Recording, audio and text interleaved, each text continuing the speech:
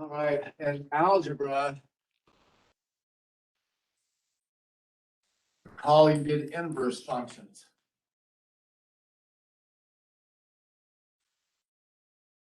I always have to review this because this stuff, you use it so little in algebra that everybody forgets it. What was an inverse function in algebra? I have, for instance, this one here, y equals f of x, a function, right? How do I know this graph is of a function? No vertical line intersects it more than once. A function is a rule that to each x outputs exactly for which it's defined, outputs exactly one y. So no vertical line can intersect it more than once, like this. For this x, it would output all these values of y. So rules of function for each x outputs exactly one y. Equivalently, no vertical line intersects it more than once. So there's a function. Now, what's its inverse function? Ever seen inverse functions before? If you take this line y equals x and flip the coordinate plane over this line so that the x-axis goes to the y-axis and the y goes to the x, and it interchanges the two axes, and this curve gets flipped over,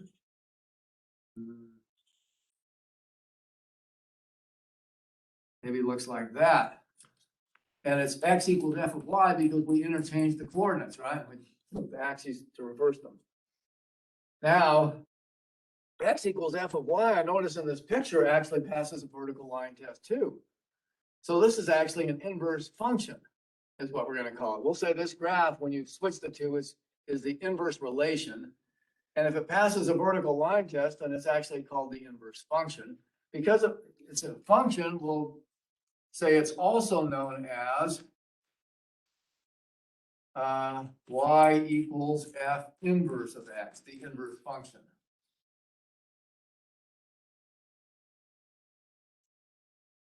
So that's how you get it. You just take the original function and flip it over the line y equals x.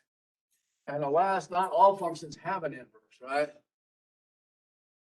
For instance, this parabola, if I flip it over the line y equals x,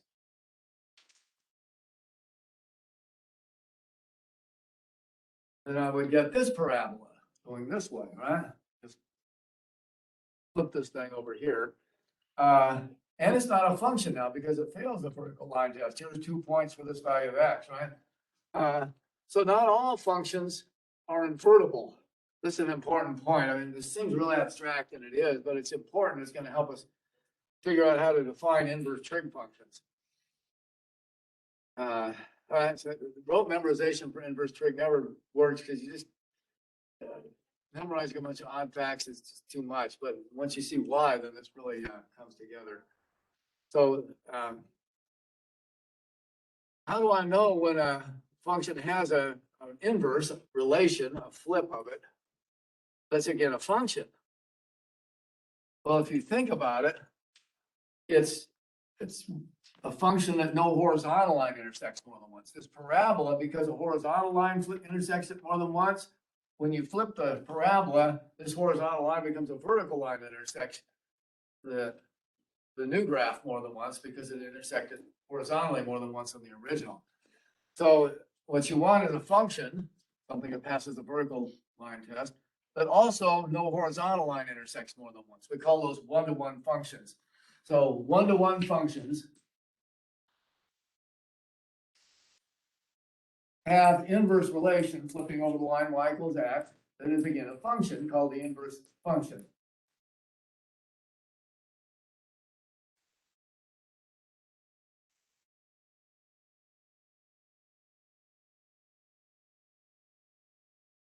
And one-to-one functions are those that no horizontal line intersects more than once.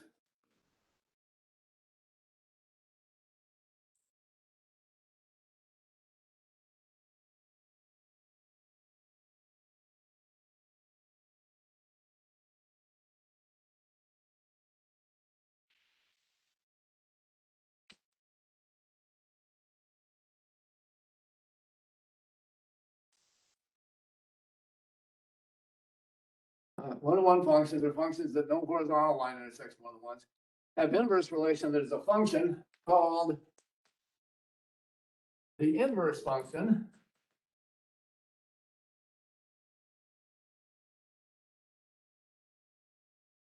And the inverse of y equals f of x, we said, is denoted y equals f inverse of x. And actually, this is a conflict of notation, right? If I put 2 to the minus 1, what do I mean by that? It means 2 to the minus 1 power is 1 over 2 to the first power, right? Is 1/2. Not so on functions. F inverse of x does not in general mean 1 over f of x. It means the function gotten by flipping it over the line y equals x. I'll just make that point on the side. Now, because this is the function x equals f of y instead of y equals f of x, every point on here, a, b, we flipped it, interchanged the coordinates. Now this will have a corresponding point over here, BA, right? Every point A, B on here will have a point BA on here because it's the equation x equals f of y. What does that do for us? See that online? I hope that it might. So for online, I'll just say every point A, B in the original function, because the inverse function is x equals f of y instead of y equals f of x, just interchange the coordinate and have the point BA. Now what happens is that this is what makes it an inverse function. Why do we call it an inverse function? As you get this, I'll write it here so you can see the picture at the same time online. What happens is f inverse, that function of f of x, of f of a, for any number a for which f of x is defined. Well, if f of a is b, then this is f inverse of b. But f inverse of b is a. That's why it's called an inverse function. It undoes the function. F of a gives you out the number b, right? And then f inverse gets you back to a where you started. It undoes what the function does, right? Function, you put in a number, get out a number. F inverse gives you the original number back. Now, similarly, also f of f inverse of b, well, f inverse of b is a, so this is f of a, but f of a is b. So actually, f undoes f inverse. They're inverses of each other, right? Who are these functions that pass the horizontal line test? This is why we call it an inverse function. It undoes the original function. Interesting thing on here to notice is these are exactly the same shape. All right. All you did was flip it over, so it's the same shape. It's just going in a different direction, right? And then maybe this will look reminiscent from algebra, right? In algebra, what does this look like from algebra? We're seeing some of these. Like maybe this is the y equals 2 to the x function. Exponential functions look like this. They go towards an asymptote out here, and then they go up steeply out here because exponential functions grow fast. Maybe this is, for example, y equals 2 to the x. What's the inverse of y equals 2 to the x in algebra?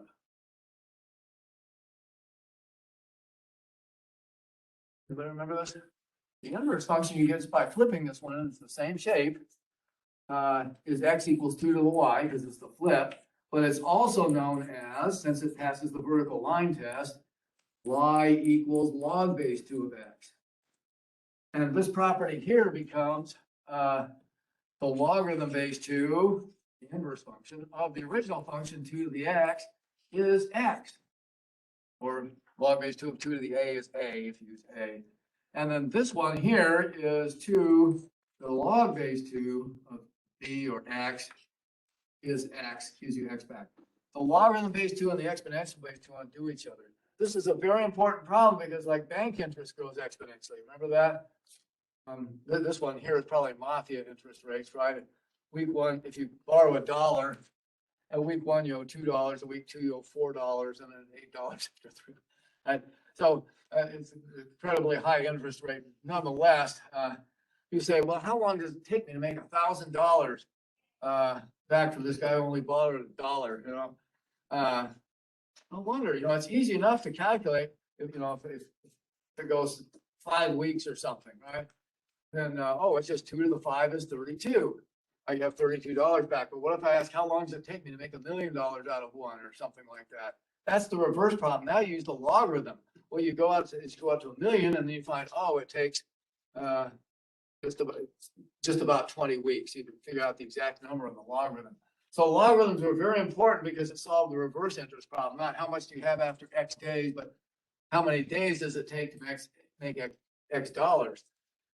Similarly, in trigonometry, we have to find inverse functions because sometimes we say, here's an angle on the side, solve the triangle, but other times we would say, here's the triangle, find the angle. But what angle goes in that triangle, given the triangle? It's a reverse problem. That's why we need these also for trigonometry. But you see now why you needed them in algebra. Exponentials are very important functions. Bacterial growth is exponential, right? The Richter scale is a logarithmic scale. Logarithms, exponentials are used a lot in science, all sorts of places. And so you need to be able to do the reverse problem. Now in trigonometry, we need to be able to do the reverse problem too. But alas, there's a drawback. Move this over. Let's try and find the inverse sine function.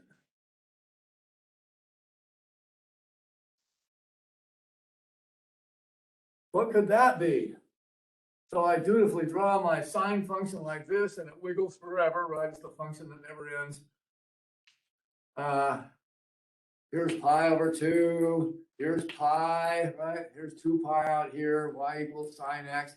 And I say, I wonder what the inverse is of this. Could be the inverse of that. Immediately, I notice a problem. What is it?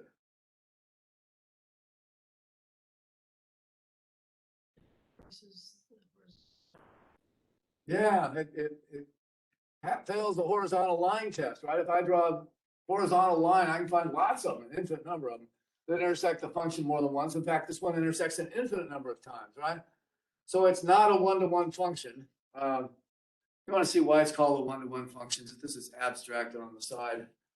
The official definition, f of x is one-to-one if f of x is said to be a one-to-one function if f of x1, when f of x1 equals f of x2, it follows that x1 equals x2. If you have the same y coordinate, it comes from the same x coordinate. That fails here, right? If I say here's y, some y value, and if I want f of x1 to equal f of x2, here's 2 different values of x that have the same y value, it fails this. So the horizontal line test is equivalent to saying if they have the same y coordinate, they have to have the same x coordinate. That's why it says one-to-one. Each y, there's only one x value is the idea. Thought I'd motivate the name there. In case you're taking higher mathematics, that's useful. For this class, you don't need it again. But this function is not passing the horizontal line test. There's lots of them intersect more than once. How can I deal with that? I do this. I take a piece of it from here down to here. And remember, this down here is at -1, and this up here is at +1. Have these guidelines, if you will, touching the peaks and valleys. And I take that piece of the sine function, I say, wait a minute, that no horizontal line intersects more than once. Furthermore, that's the longest piece I draw, and then it starts to come down and go up, and I can't pass a horizontal line test if I take it any further. But I take this little piece of the sine function between -pi/2 and pi/2, and I flip just that piece over the line y equals x to get its inverse. What does it look like? Well, this point here, remember the sine of -pi/2 is -1, right? And the sine of +pi/2 is +1. Then we have this important point, the sine goes through the origin, so 0, 0's on it. We reverse all 3 of those coordinates. We get 0, 0. Instead of pi/2, 1, we get the point 1 pi/2. And instead of minus pi over 2 minus 1, we get the point down here, minus 1 minus pi over 2. And it looks like this. It's the same shape as the sine function. This inverse sine is the same shape as the sine. It's just flipped over the line y equals x. Same wiggle. And we call this the inverse sine function. Also known as y equals arc sine x.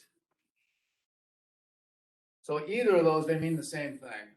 This wiggle that comes from flipping this over the line y equals x to get the inverse of this piece of the sine function. Now you see why we did all that theory back there. Trying to rote memorize all this stuff quickly goes away. What you have to do is understand. You take the widest piece you can that passes a horizontal line test and you flip it, and we'll call that the inverse sine. And these 3 points, instead of rote memorizing them, well, they come from the sine function. So you just reverse them and figure them out, right? They're easy. So there's 3 important points, and you can get more, right? If I want another one, what's another one? Well, suppose I took pi over 6, a special angle. What's the sine of pi over 6 we remember? What's the sine of 30 degrees?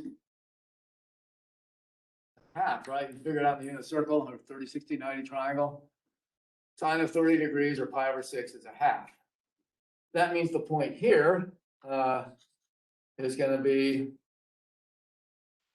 reverse those, 1/2 pi over 6. So you can figure out other points on there from your special triangles as you need them.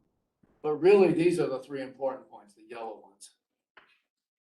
So I'm going to star a bunch of stuff here that you want to memorize. You want to know the arc sine is this graph right here with these 3 important points. All right. And then you figure out some special angles here. Interesting. Let's see, I guess this got on just barely. Yeah, okay, good. I always hate it when I talk off the end of the board there. Now there's interesting results of this. Remember what domain is from algebra? What's domain of a function?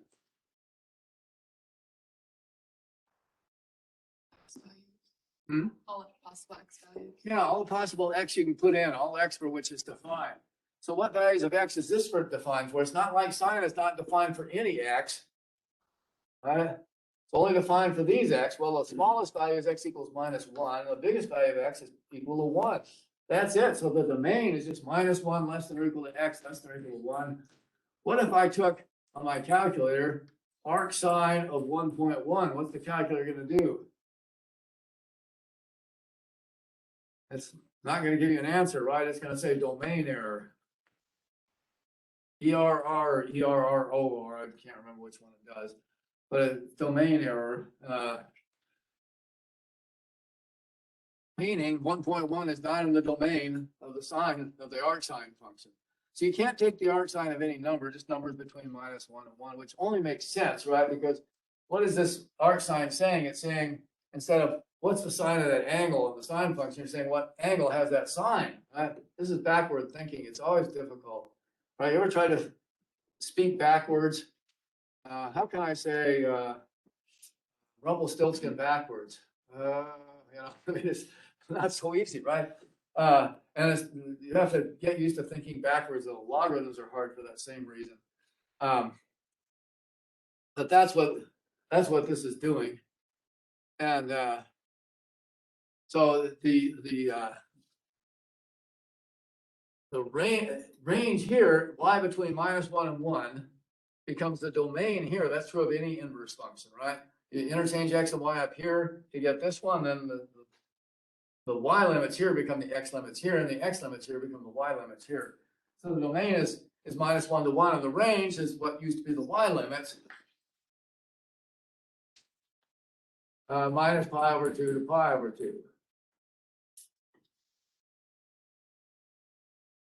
It will only output angles between plus and minus 90 degrees. If you do this in radians, you can also put your calculator in radians modes and get minus 90 degrees to 90 degrees is the output of the calculator. All right, and I started to say a minute ago, the reason this domain error makes sense is when you're asking what's the arc sine of a number, you're asking the reverse question, what angle has that sine, right? What angle has sine equal 1.1, I wonder? Well, none of them, right? It only wiggles up and down between plus and minus 1. You can never make the sine equal to 1.1. So it's nonsensical to say what's the arc sine of 1.1. There is no angle that gives you sine equal 1.1. So that's the reverse thinking that's tricky, but that's why it's not in the domain. It doesn't make sense to ask that question. All right. On the other hand, we can find exactly the arc sine of any number x when the output, the result, is a special angle. So if it's going to give us a plus or a multiple of 30 degrees or 45 degrees, pi over 6 or pi over 4. So we can do that exactly by hand. And actually, if you bought an expensive calculator, ones I say take longer to learn, but they're good for science and math majors and computer science majors probably, they will also give you the exact value. So on the test, it's nice if you have one of those calculators, bring it and you can check your answers on some of these, although I will ask you to draw pictures to show me your understanding by hand too. But you can check answers on some of these. All right, so we can find a special angle by hand using the unit circle.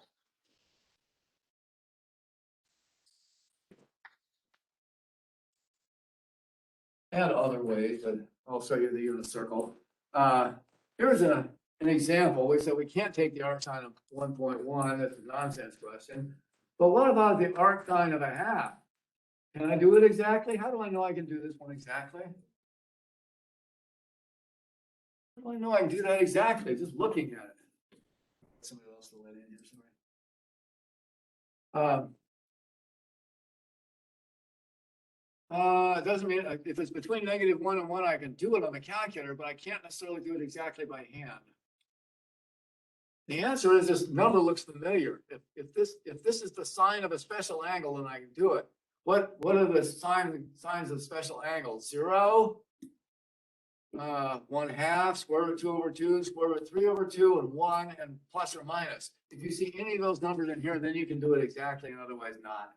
All right, something that comes from a special angle. I know there's an angle whose sine is a half. What is it? I just got to figure it out in the unit circle. Here's the unit circle, right? Going up to 1 and -1 and -1. And I ask myself, what angle, this question, what's the arc sine of a half? You think backwards. What angle, theta, between -1, pi over 2 and pi over 2 has this sine?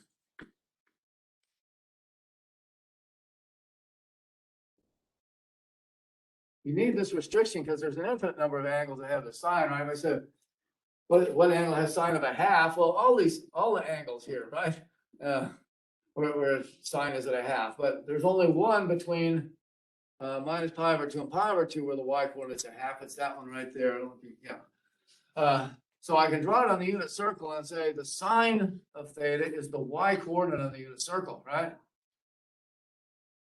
So I'll go to the y coordinate and say, what are all the y coordinates in the unit circle that are a half? It's this horizontal line here. I'm going to draw this picture again and again this semester. Y equals a half.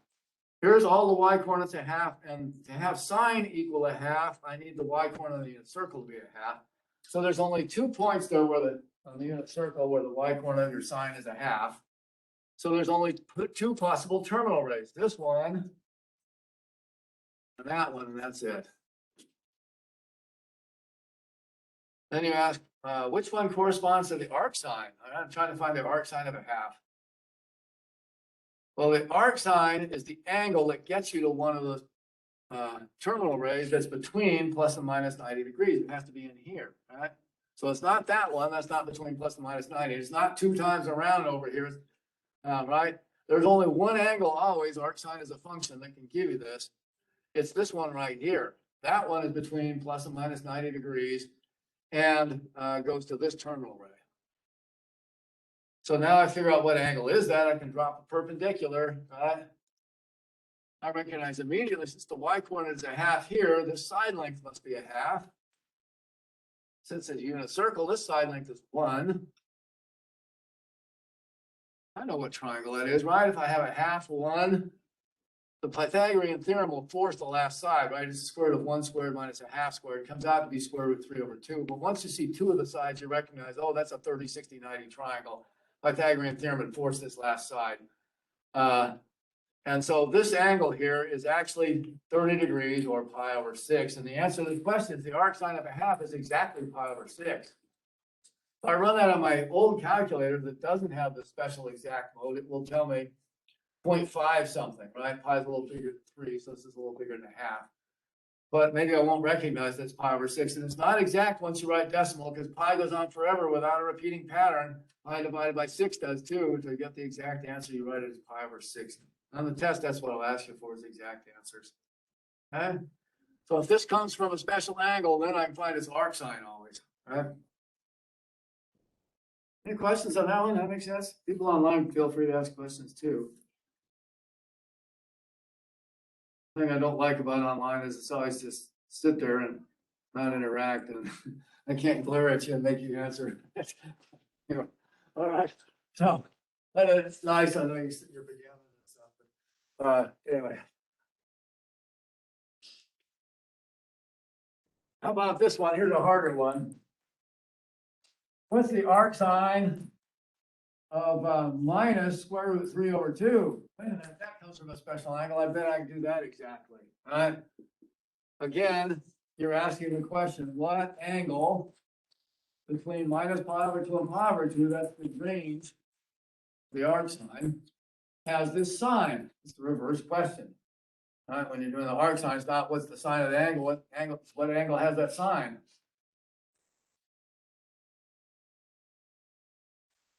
So you dutifully sketch the unit circle, and I'll tell you, once you've done these a bunch of times, you can imagine this in your mind. You're maybe starting to figure it out already. You can just kind of picture it in your mind and figure it out. On the test I do, at least on this next test, I want you to sketch it for me, show me what you're visualizing. But I can do this and say the sine is the y coordinate, so I want the y coordinate equal minus square root 3 over 2. Well, this is like minus 0.8 something, so it's way down here. So draw this a little straighter. That y equals minus square root 3 over 2 is a horizontal line down here. Now there's 2 points on the unit circle that have that y coordinate, so I have either this terminal ray or this terminal ray. I wonder which one it is. Again, the range of the arc sine is minus 90 degrees to plus 90 degrees, minus pi over 2 to pi over 2. So it has to be this one. It can't be this one. That's not between plus and minus 90 degrees. Again, I drop the perpendicular and say, well, it goes down to y equals minus square root 3 over 2. The length of this side must be plus square root 3 over 2. It's a unit circle, so that side is 1. Do I recognize the triangle? Of course. It's another 1/2 square root 3 over 2, 1 triangle. This side is forced to be a half by the Pythagorean theorem. And this must be 60 degrees. Well, if the reference angle is 60 degrees, pi over 3. The angle to get here, I don't want to go this way. That's not between plus and minus pi over 2, right? I have to go this way, a negative angle, and call this minus pi over 3. The arc sine of minus square root 3 over 2 is actually minus pi over 3. By visualizing or drawing this sketch.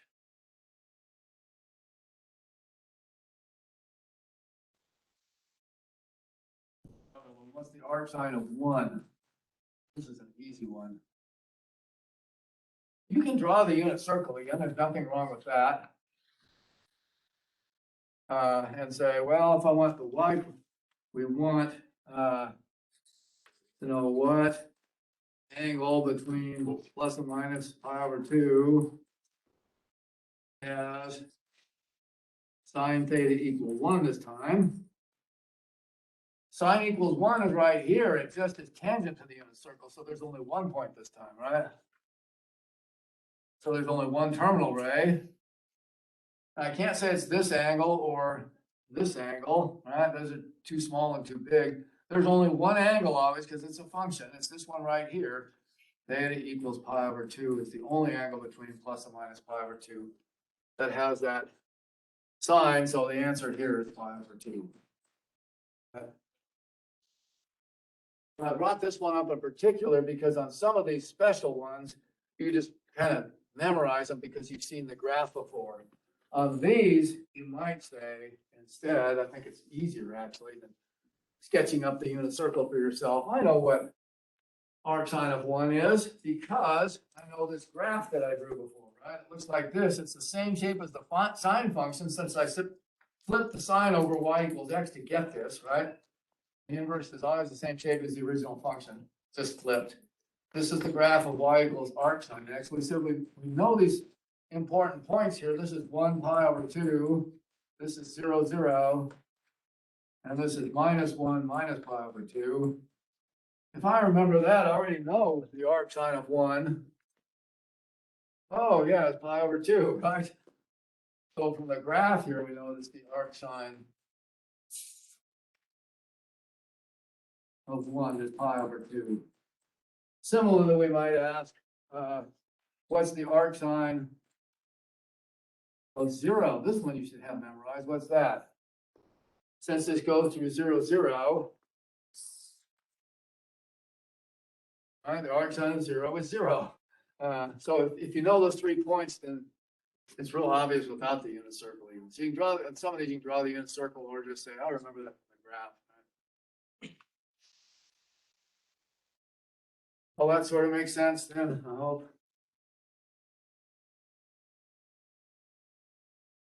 It then has this conundrum here. Yeah. So with any of the numbers after the trig function, if it's 0, is it gonna be 0? Like tangent, cotangent, secant, all of them? The answer is, he's asking when is the inverse trig function of 0 going to be 0? And the answer is if the original function went through 0. So sine goes through 0, the inverse sine is also going to go through the origin. So our inverse sine of 0 is going to look like this and go through 0 also. The tangent goes through 0. When we do that at the end of the period, its inverse tangent is going to look like this, flipping it over the line y equals x. It goes through 0. So inverse tangent of 0, 0, inverse sine of 0, 0. But the inverse cosine is not. The cosine looks like this. It doesn't go through 0. It goes through 0, 0. It goes through 0, 1. And so when you flip it, you get this one that goes through 1, 0. So the inverse sine and inverse tangent of 0 will be 0, but not the inverse cosine. Yeah. Any other questions? If the original graph went through the origin, then the inverse function will go through the origin.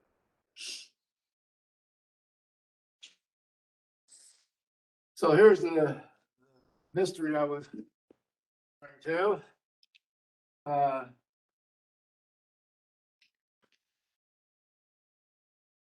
What is the arc sine of the sine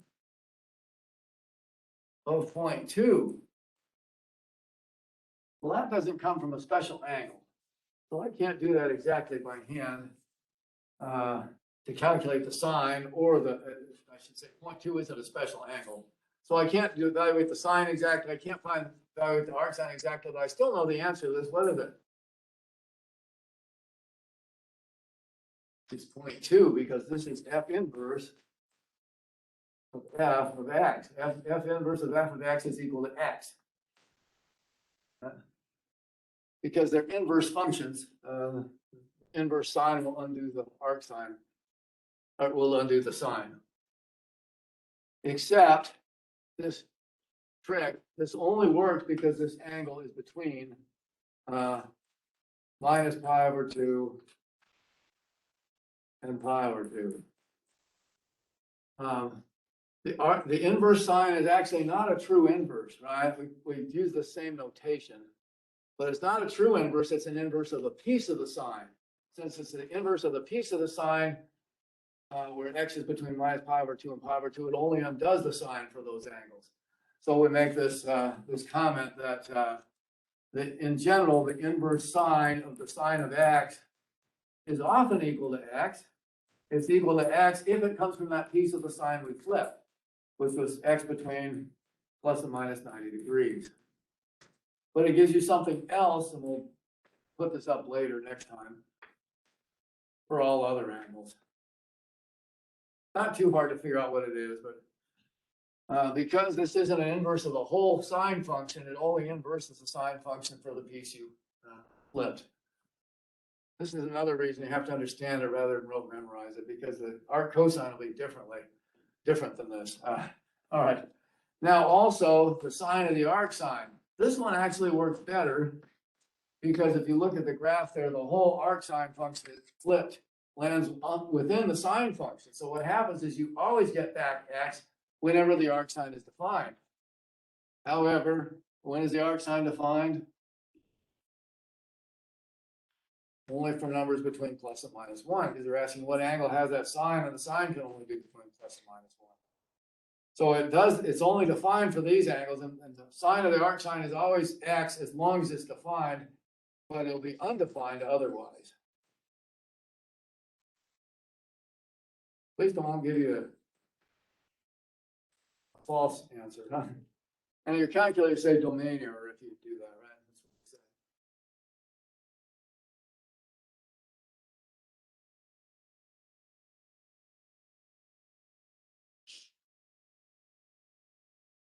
So if I take the arc sine of the sine of 2 pi over 3, I won't get 2 pi over 3. It won't undo that one. It will undo 0.2, but it won't do anything bigger than pi over 2. This is 2/3 pi, not a half pi. Bigger than a half pi. All right.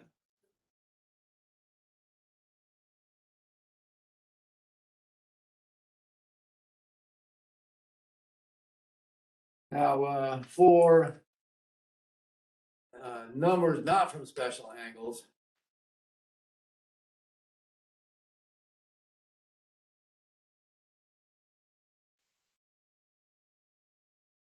you just use a calculator approximation.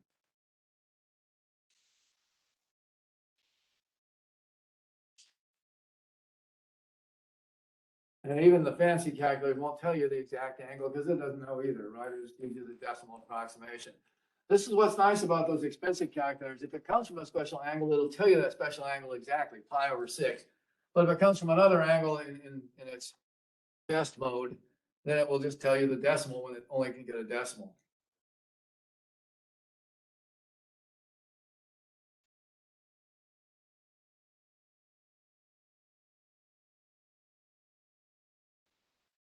Here's how you can get it on the calculator. Suppose I wanted the arc sine of 0.2. Now 0.2 is not the sine of a special angle, so I just go straight to my calculator. And I say, what is it? Here's how you can get it. We did this earlier in the semester, recall. We push the second sign because above sign it says inverse sign, and the second button invokes the same color instruction up above the sign function. 0.2, on some calculators you need to close the parenthesis and then push enter to evaluate it.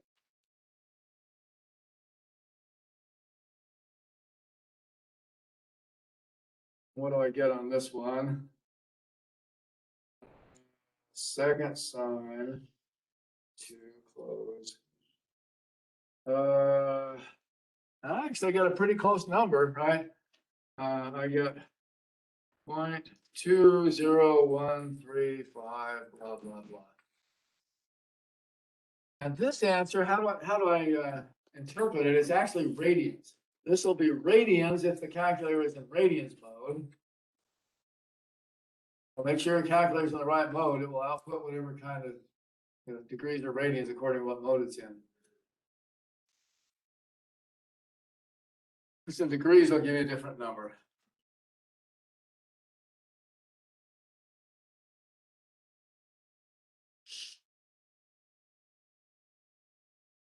Yeah.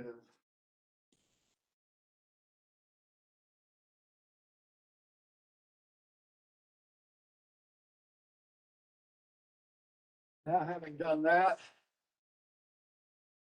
I wanted to mention that these calculators actually have a nice graphing capability. We've been doing graphing functions. I want to make sure you can check your answers. I said you can check your answers. Let's make sure we can do that today.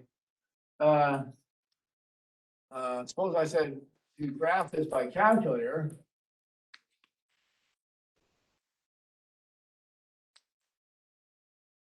This will work for any function you want to graph. We'll just do this one as an example, and now you can check some of your answers on this last section we've been doing.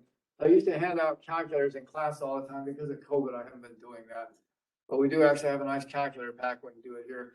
Most of these instructions are similar on all calculators. These will be specifically instructions that work on the TI 83 and 84.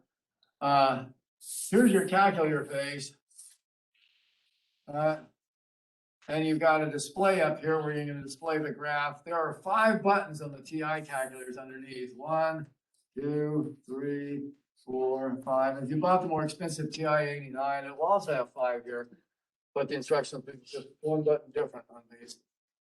And what you do is this button says y equals. And the first step you do is you push the y equals button right under the display on the left there. Right? And what'll come up on the screen is this: y1 equals, y2 equals, y3 equals, etc. And what you can do is enter a function here and it will graph it. And then if you go down to the next line, enter a function, it will graph it too. You can graph multiple functions on the same graph. And I actually like some of these other cheap calculators, the Casios and the Sharps for $30 or something, $40. You can do all the same functions as the TIs cheaply. They just don't have a special deal with the school system.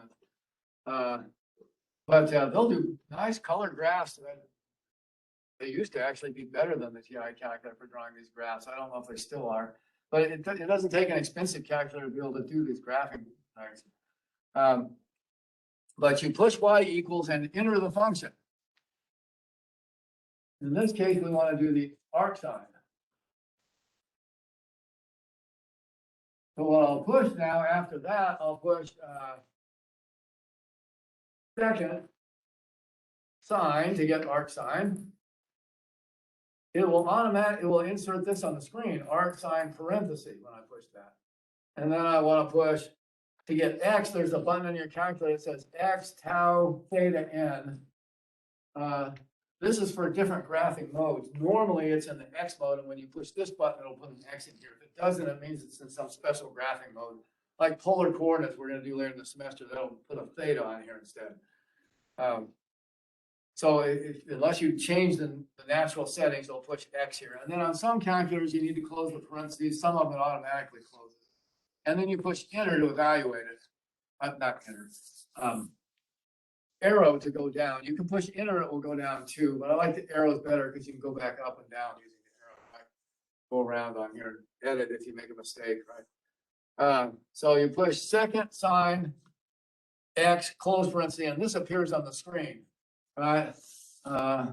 Arc sign X.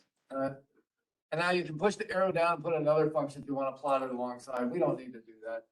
Push y equals and enter the function. The second one is set the plot window.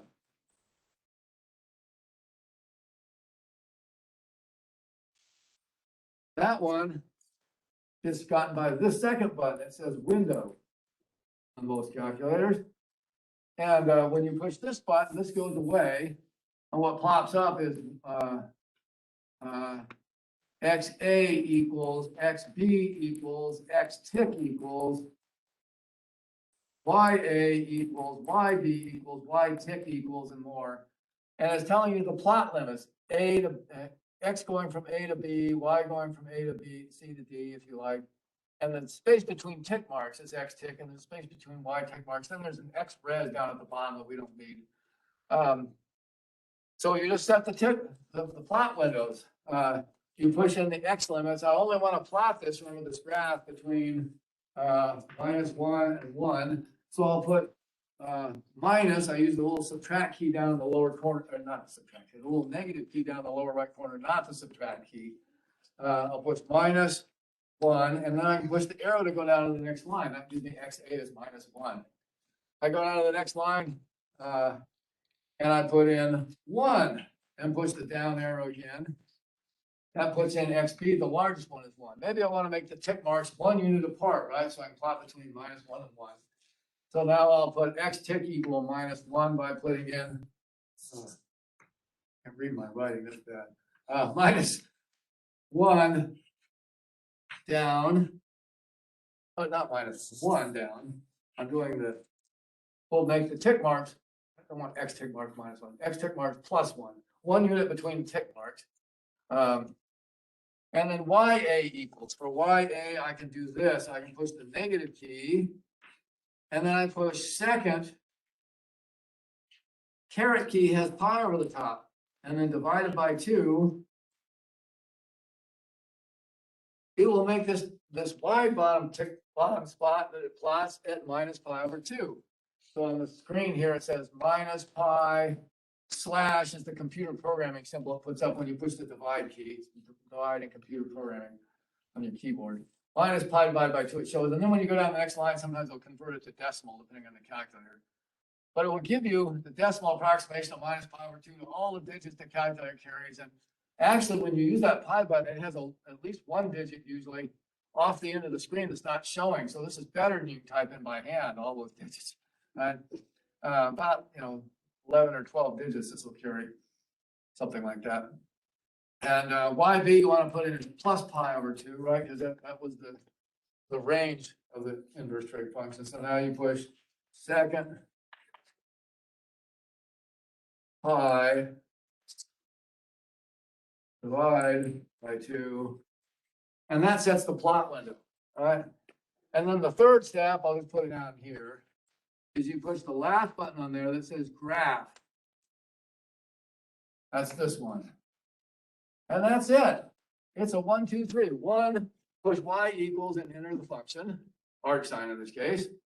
2, set the plot window. You set the X between XA and XB, Y between Y and YB, and the tick mark spacing, and then push graph. Enter the function, set the plot window, graph. That's all it is. 1, 2, 3. There's 2 other buttons in here for tracing along the curve. Right? If you want to plot some little decimal points, you don't need that. And there's another one here. I'm trying to remember what it is now. It's not on this calculator. I can't remember right now. Anyway, but you don't need those buttons. Just use 1, 2, 3, and it does this. Now on the expensive calculators, the TI-89, for instance, actually it doesn't say Y equals and window and graph on these. It says it above these, so you just have to push second this key, second this key, and second this key, and it will do it on the more expensive calculators too. So it's almost the same on all the calculators. It uses the buttons in exactly the same places actually. So there's how you can plot this thing. And when you do that with those plot limits, and here's your screen, it will give you a graph that goes up just like that, because that's what we did. This will be -1, so we'll put a tick mark here, it'll put a tick mark here, and a tick mark here, -1, 0, 1. It won't label them, but you know you set the tick marks 1 apart. And then you set tick marks 1 in this direction, so it'll be a plot, a tick mark about here and here. And this is about 1.5 something, right? Because it's pi/2. And so you see tick marks about like that. And you see it looks right because it goes corner to corner, which we're plotting of this thing. Make a nice graph of it. So there's just showing you how to use a calculator graph general functions. You can set plot, Y equals, set the window limits, push graph, and that does a nice job. Now we want to do the second inverse trig function, the inverse cosine.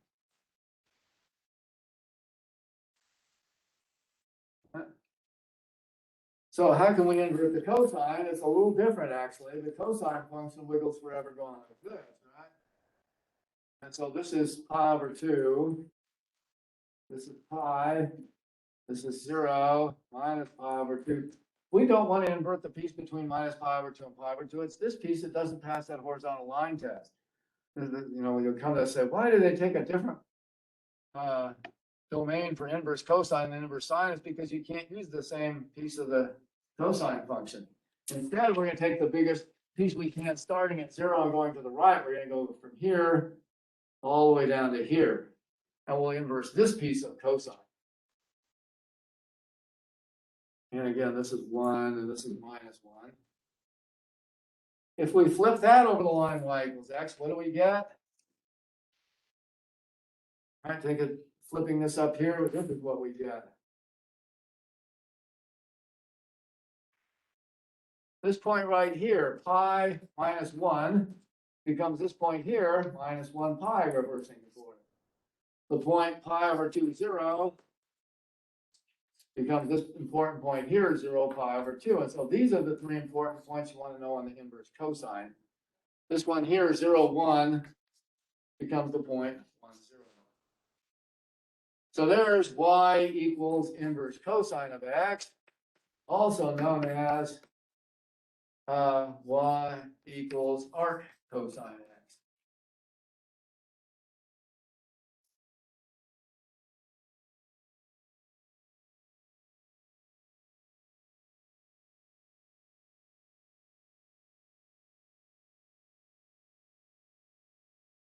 Now we can do a similar thing and say, what's the domain of this function? Well, again, the smallest x coordinate is minus 1, and the largest is 1, so the domain is minus 1 less than or equal to x less than or equal to 1. If you put in a number bigger than 1 or less than minus 1 in your calculator, it'll give you a domain error because you're asking what cosine and what angle has cosine equal to 2 or whatever number outside that range. It doesn't ever get as big as 2. And so similarly here, if you put in 2, you won't get an arc cosine, it's undefined. All right, and then what's the range? Now you're asking what are all the y values? It starts at y equals 0, goes up to y equals pi. So 0 less than or equal to y less than or equal to. Right? So the inverse cosine is a little different. Instead of taking the piece symmetric around the origin, we take the piece of the cosine from 0 out to pi. That's the farthest we can go without intersecting a horizontal line more than once. We flip it, we get this here. And so the domain of inverse cosine is minus 1 to 1 like the inverse sine, but the range is 0 to pi because we flipped this piece. And now we can ask interesting questions like, what's the inverse cosine of square root 2 over 2, I wonder? You might be able to guess this, but we'll be careful just to show it. Again, you're asking the reverse question. You're asking what angle has that cosine. So we'll say what angle between what? It's going to change on the arc sine. We're saying what angle between minus pi over 2 and pi over 2 plus or minus 90 degrees, because that's the piece of the sine function we flip it. The range of the arc cosine is going to be between 0 and pi. So we're going to say what angle between 0 and pi when we're doing arc cosine has this cosine.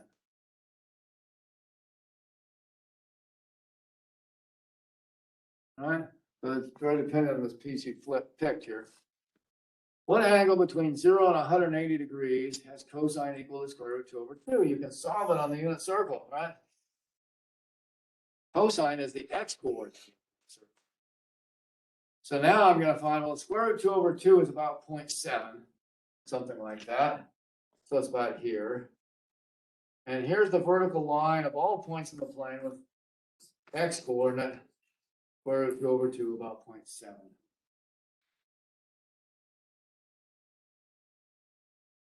So the cosine comes from an angle where the terminal ray hits the unit circle at that x coordinate. So there's exactly two terminal rays. This one. Close enough.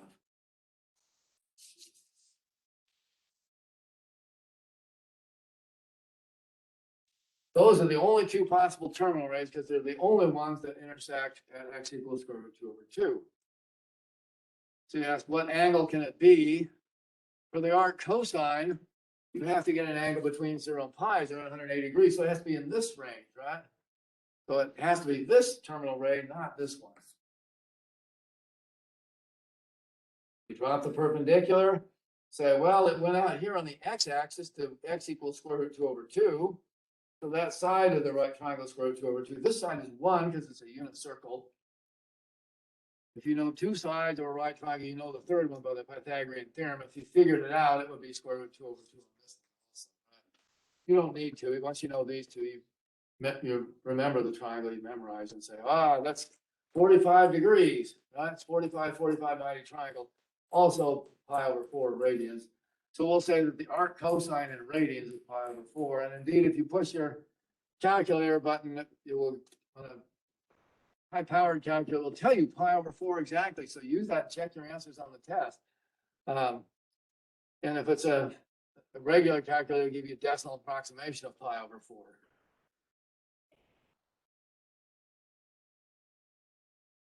But you can figure the exact angle by hand because square root 2 over 2 comes from a special angle.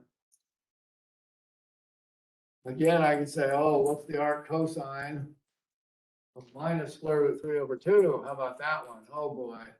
Again, you're asking what angle between 0 and pi when we're doing arc cosine has this cosine.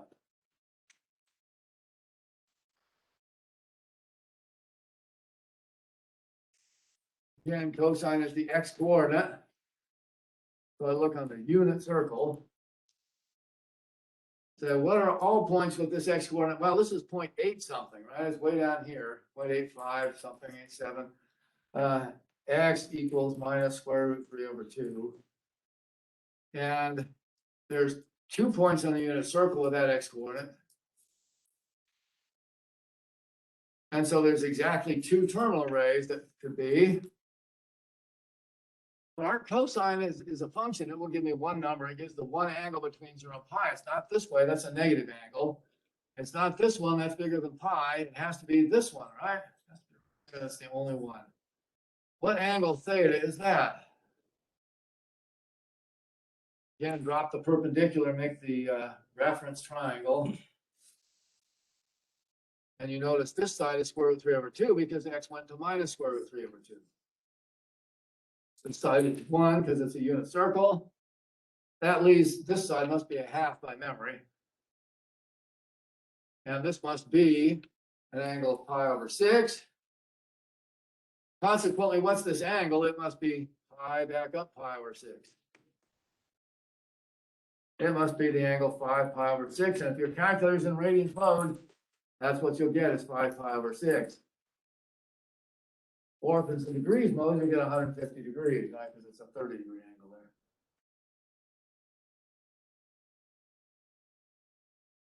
So there's the inverse cosine.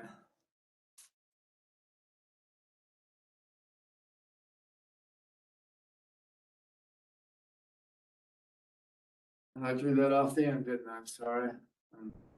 Those of you that are online, so you need to wake me up here and turn the mute off for a minute. So we said the arc cosine of minus square root 3 over 2. Saying what angle between 0 and pi has cosine equal to that number. That's the reverse question. But cosine is the x coordinates, so we draw the vertical line of all x coordinates equal to minus square root 3 over 2. That leaves 2 terminal rays through those x coordinates on the unit circle. We need the angle between 0 and pi. That's the arc cosine, but the angle in here. That's one of these terminal rays. It must be this one, not this one. And then if you drop the perpendicular, this has to be minus square root 3 over, or this one has to be length square root 3 over 2 because we went to x equal minus square root 3 over 2. This is 1, so that's 30, 60, 90 triangle. And to figure the angle here, we take the reference angle, pi over 6, and subtract it from pi. Pi back up pi over 6 equals 5 pi over 6. Sorry to repeat that for those in class. Any comments on that one?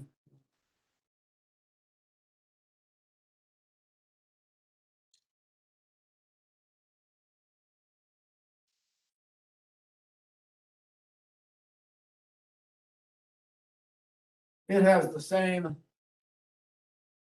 situation. It's just a little different numbers here. If you take the inverse cosine of the cosine of an angle x, when do you get x back?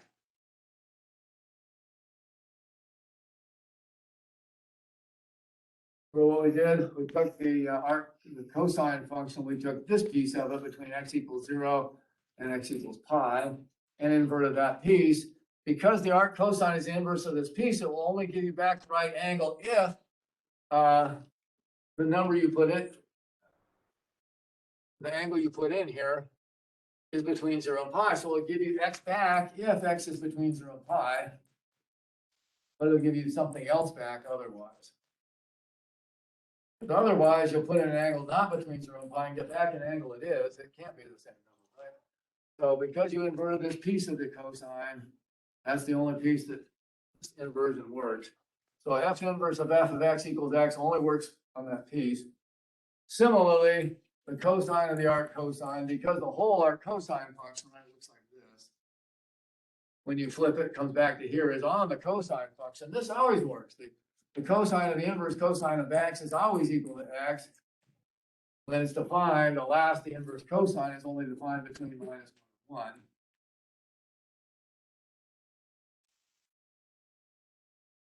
So the cosine of the inverse cosine will give you x back for x between minus 1 and 1, and it will give you undefined otherwise.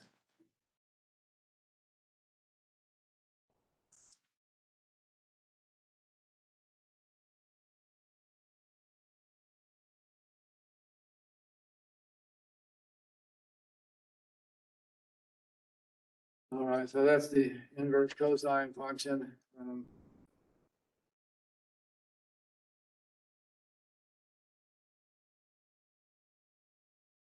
Well, part 3 then is to do the inverse tangent.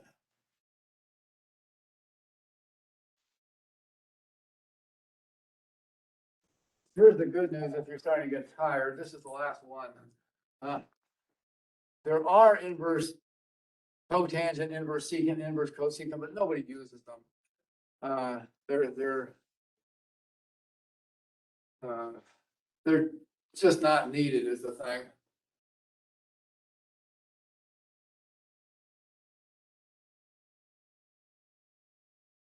So this will be the last one, fortunately. Here's the tangent function. Remember, it has asymptotes at x equals pi over 2. And x equals minus pi over 2.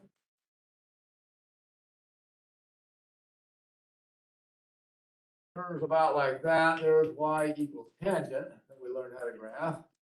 And then it repeats itself, right? There's another asymptote at 3 pi over 2, and it comes down like that.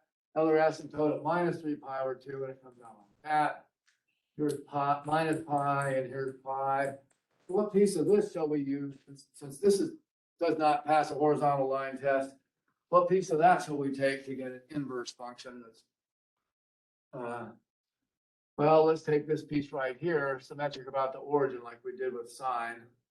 And that goes between minus pi over 2 and pi over 2. If we flip that over the line y equals x to get its inverse function, it looks like this.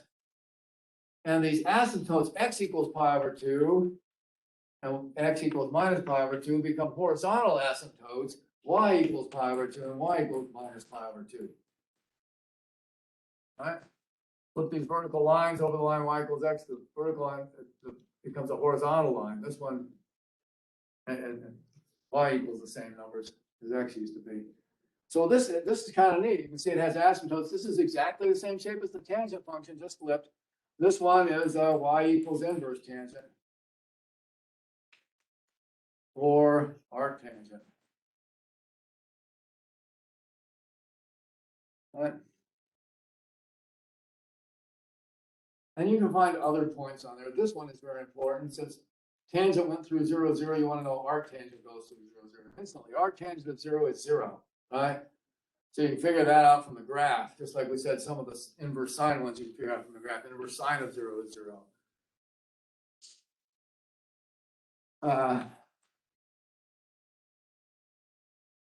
Here's a useful one. You don't have to memorize this one. It's not as important, but it's somewhat important. What's the tangent of pi over 4? Remember? 45 degrees. You draw a little 45, 45, 90 triangle to figure it out, right? Square root 2 over 2, square root 2 over 2, 1. Tangent is this over this. Oh, it's just 1, right? Tangent of pi over 4 was 1. It follows that the arc tangent of 1 is pi over 4, halfway up, for instance. And similarly, arc tangent of minus 1 is minus pi over 4. So you can figure out some other points corresponding to special angles, just like you could with the other ones. From the graph, for instance, arctangent 0 equals 0 by the graph. But more generally, you can do these things with the unit circle. Suppose I want the arctangent of minus square root 3, for instance. What's the arctangent of minus square root 3? Run to the unit circle. This question is a little harder. You're asking what theta between minus pi over 2 and pi over 2, because that's the range. I should put this in here. The domain, this is interesting, right? Look, the graph goes forever. It's defined for all x. The domain is all real numbers. We put r, or we can put this, minus infinity, less than x, less than infinity. They both mean the same thing. Any real number, any decimal number is the domain. Take the arctangent of any number, right? Put it in your calculator. What's the range? It only outputs y between minus pi over 2 and pi over 2, and this time not including the endpoints, like arcsine had. Only outputs angles between plus and minus 90 degrees. And now we're asking what angle then, because the range is between minus pi over 2 and pi over 2, we're saying what angle between minus pi over 2 and pi over 2 that arctangent can output has this tangent. Minus square root 3. Oh. Here's the trick. Think of this as minus square root 3 over 1 and say, how can I make that a ratio of points in the unit circle? Remember something we sort of did like this before. There's different ways of doing this, but you might guess just to divide them by 2 and because then it looks familiar. But the fact is, if you divide by the root sum square of these two numbers, minus square root 3 squared plus 1 squared is square root of 4 is 2. Divide top and bottom by that number and you'll get a point on the unit circle. Minus square root 3 over 2 over 1/2. This could be the y coordinate and this could be the x coordinate of an angle whose tangent is minus square root 3. So if I make y minus square root 3 over 2, it's made add here. And x equal to 1/2, it's over here. So this is one point right here. You could have that terminal ray. But there's another one. What is it? You could also make it minus this over minus this. You can make it plus square root 3 over 2 over minus 1/2. The opposite point always has the same tangent, recall. So it could be that one also. Right? Minus 1/2 plus square root 3 over 2. Which one is it? Which terminal ray gives you the arctangent of minus square root 3? This is where you need the range. The arctangent, like the arcsine, is always first or fourth quadrant, except you don't include the endpoints of this one, right? So it's in here. It can't be this one. It must be this one. What is that angle that gets you there? Again, you don't go this way because it's between plus and minus 90 degrees. It's in here. It must be this one. Theta equals what? Drop. You don't even need to drop that. I already did it. This must be y and this must be x. It's not this one. That one's up here. Y negative, x positive. The coordinates here are minus square root 3 over 2. So this length is square root 3 over 2. 1/2. So this length is 1/2, and that's 1. Oh, that's a 60-degree angle. But it's clockwise, so it's minus 60 degrees, minus pi over 3. There's the answer to that one. The arctangent of minus square root 3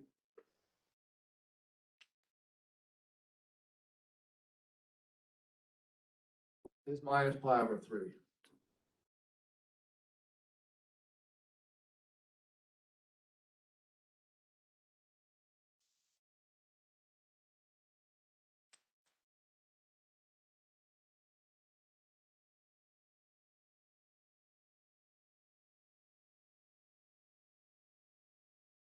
Tangent's a little harder, but you can figure it. What you do is you write it as a ratio, divide top and bottom by the root sum square, and if it's a special angle, you can figure out what it is. If it's not, then you just have to do this on the calculator.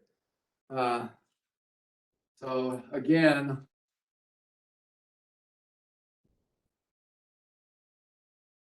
this we get exact results by hand only if the number came from a special angle. So if you have plus or minus square root of 3, plus or minus 1, 0, then we get exact answers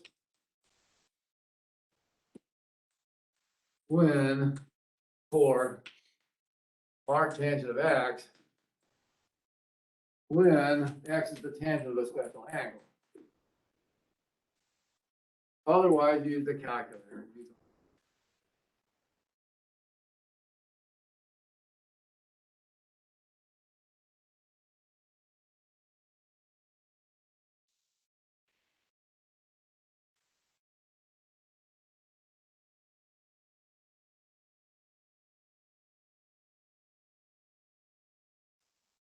And it gives you an approximation. It only does special angles also.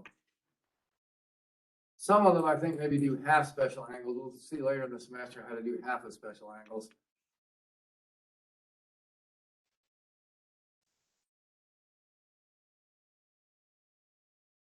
Okay, so we're running out of time. I gotta see what I can do here in the last part.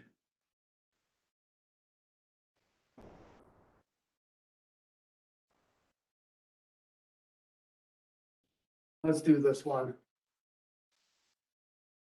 We said that one of the big important things of inverse trigonometry is to take a triangle and say what angle is that in the triangle, right? Instead of what angle has that tangent, what's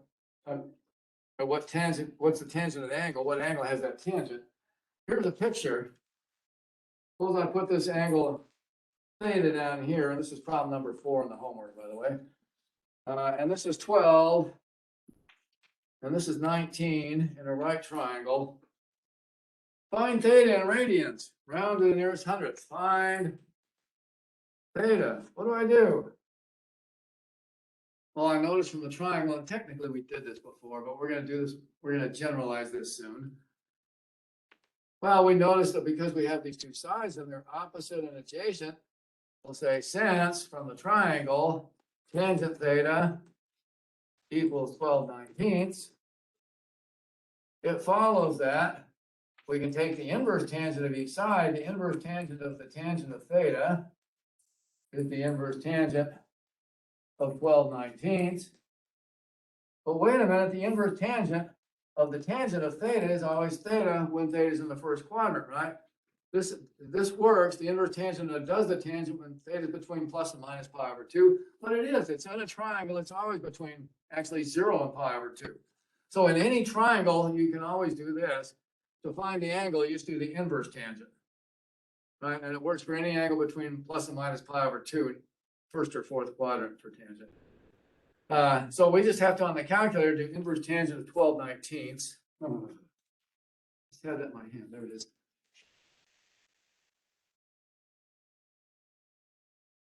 And I'll just push second tangent to get inverse tangent. 12 divided by 19, close, and I get, on this calculator, 0.5633, blah, blah, blah. And it's in radians mode, so this will be radians, right? So there is a use of the inverse trig function. You can find the angle of a triangle. Well, we've got 1 minute left, and the next topic is a long one. Let's quit there, and let's say for the homework, do 6.3. Just numbers 1, 2, 3, 4 for the moment. We just did 4 right there. Next time we'll finish the section. Eventually, I want you to do all of these. So if you want to work ahead, go ahead. In fact, I'm going to add a few at the end that I think we should have put in. So try some of those, and I'll see you next time. Thank you.